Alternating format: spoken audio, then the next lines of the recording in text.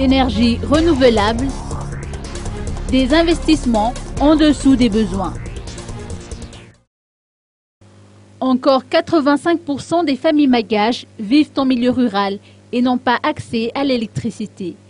Malgré les opportunités immenses du secteur des énergies renouvelables, l'investissement enregistré dans le secteur reste encore faible et se chiffre à 18,2 millions de dollars entre 2000 et 2014.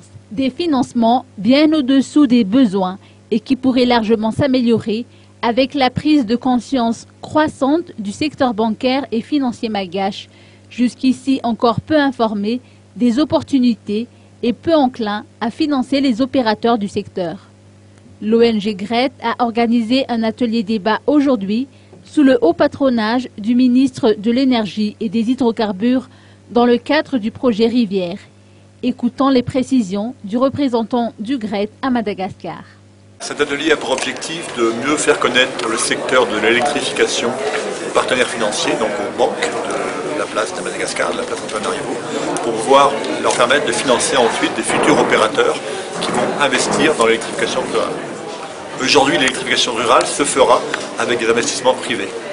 Il y a une subvention publique, mais il faudra aussi que des privés participent et financent les installations.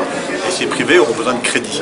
Donc l'objectif de cet atelier, c'est d'expliquer le secteur aux partenaires financiers et aussi également de leur faire signer une charte d'engagement sur le développement de l'électrification rurale et des énergies renouvelables. Dans le cadre du projet Rivière, l'engagement du secteur bancaire permettrait de réaliser 3 réseaux hydroélectriques bénéficiant à 8000 familles de 8 communes.